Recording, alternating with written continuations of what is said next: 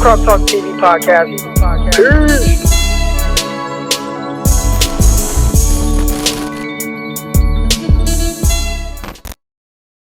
Jeffrey Okudah, El Jefe.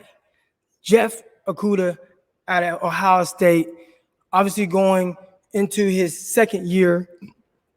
A lot of expectations, being drafted third overall to the Detroit Lions. Now, I am on record of saying that I would not have taken him at number 3 overall. Matter of fact, it would be hard for me to draft any corner at number 3 unless that corner is just like the freakiest of freakish athletes, right? So if you had a lot of his film and then you ran 4.2 and you're 6'1" and all that, you have his size and all that, then it's like, whew, might be hard to kind of pass on this. But a guy that was close to about 4.5, actually ran 4.5 in the second 40 attempt. I didn't think he played extremely fast, but I saw some twitch and stuff explosive. I thought his anticipation probably helped him more so than anything else. But I didn't think that he was a third overall type prospect. And then where he was going, all right, and scheme matters, scheme fit matters. And we're going to get into Okudah and why I think he can be a breakout player. But scheme fit matters with everything that, guys go. And when you look at Okudah, what he did at Ohio State, he was my second corner in that class. And I caught a lot of heat for that. A lot of heat. I mean, I got a lot of hate. He even commented and said something to me or whatever. But I did not think that the Lions were a good fit for him if they planned on using him the same way that they used Darius Slay.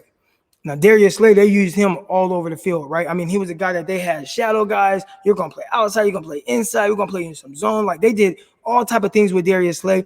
Big-time battles. Okay, you got to guard Keenan Allen for the entire game. They put a lot on Darius Slay's shoulders.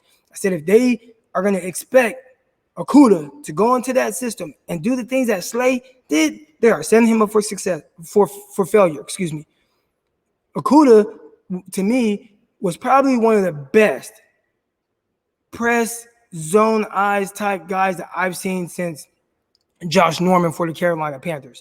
And I'm talking about, like, at the line of scrimmage, he did a good job of, he can play some man there, but when he kind of opens up and he reads routes down from that press, it was a thing of beauty. So I didn't think he was a pure man guy, or maybe even did he did he have the high end traits to really be that Darius Slay type guy? I didn't think so to that extent of drafting him number 3 overall, but I thought he fit more of a press zone type scheme, maybe a Seattle 3 type scheme, cover 4 type scheme, something that allowed him to play at the line of scrimmage, more press bail, play with his eyes a little bit more. I thought his anticipation was really good.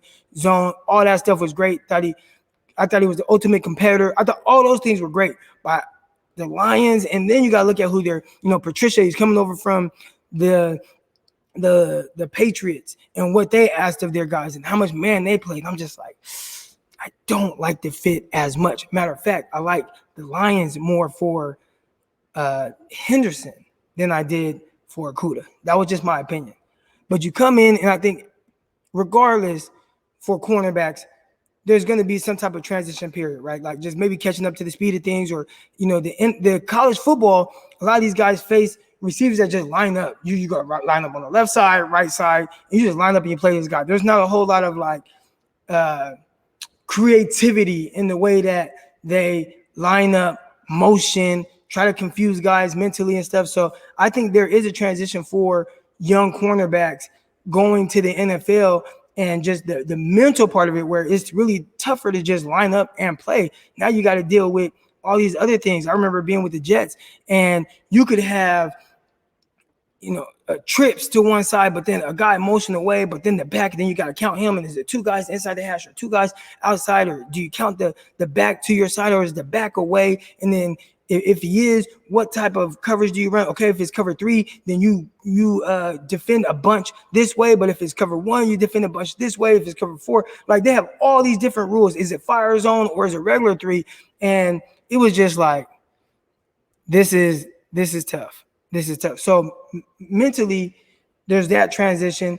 And then on top of it, maybe Okudah not being like a top tier pure athlete. I think he had a really good athlete. I think vertical jump was like 40 inches or something like that. But I didn't care for him so much going number 3 overall to a team that might ask him to play so much man. And it sounded like he had a lot of moments where he struggled a bit, right? Now, he didn't just struggle maybe on the field. He struggled kind of to stay on the field as well. We're talking about only played in 9 games, only started like 6 games.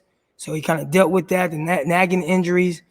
I think this year you got a new staff coming over, all right? The head coach is a little funny style. But I want to say, did they get Aaron Glenn? Did Aaron Glenn go there?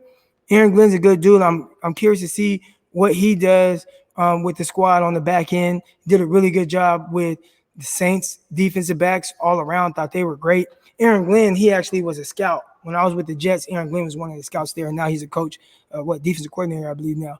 But I think Okudah, the game is going to slow down for him. I think what he's being asked to do is going to start to slow down a little bit, and I think now we can start to see maybe some of his athleticism that he does possess shine through, and I expect Okudah to have more of a breakout year. Now, do I want to play him man-to-man on Devontae Adams because I'm in the NFC North? No, don't do that. And we also saw, I think it was Valdez-Scantling that just said, released outside on them, they ran a go, deep ball. That's a big-time athlete. And like I said, I don't know if Okudah has that pure athleticism. So there's some things that he's going to have to work through, but I think overall I would expect I would expect the Lions to put him in more of a position to be successful with the new staff, mind slowed down, breakout year coming for Jeffrey Okudah. Crop Talk TV podcast. Peace.